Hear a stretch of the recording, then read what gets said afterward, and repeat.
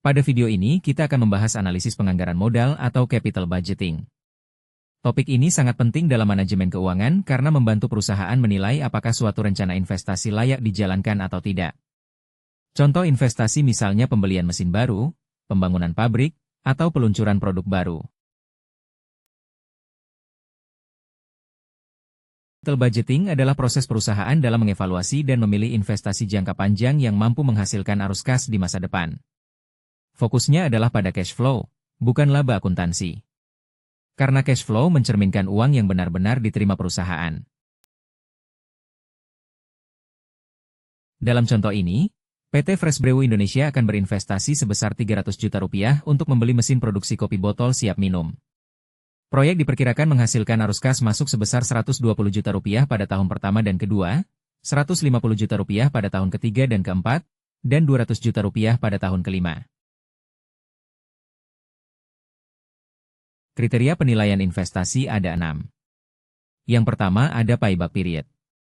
Payback period mengukur berapa lama modal yang diinvestasikan kembali.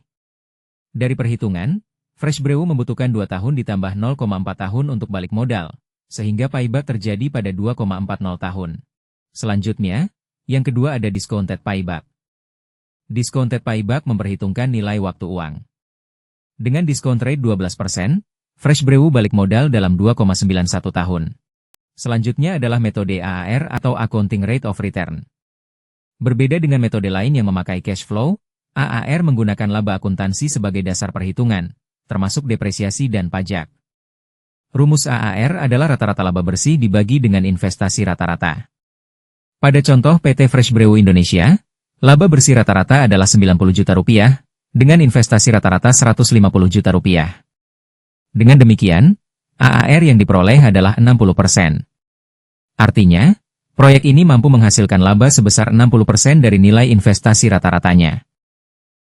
Berikutnya adalah metode Net Present Value atau NPV.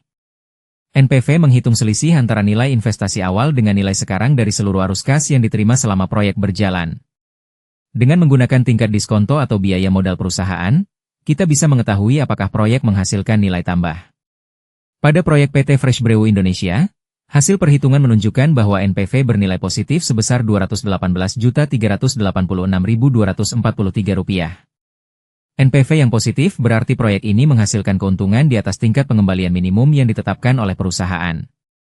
Semakin besar nilai NPV, semakin besar manfaat finansial yang diperoleh. Karena NPV positif, maka proyek investasi ini dinyatakan layak untuk dijalankan. Metode selanjutnya adalah Internal Rate of Return atau IRR. IRR adalah tingkat pengembalian investasi yang membuat nilai NPV menjadi 0. Dengan kata lain, IRR menunjukkan persentase keuntungan yang dapat diperoleh perusahaan dari suatu investasi. Pada studi kasus PT Fresh Brew Indonesia, nilai IRR yang dihasilkan adalah 35,93%. Ketika kita bandingkan dengan biaya modal perusahaan atau WACC, yaitu 12%, maka IRR jauh lebih tinggi.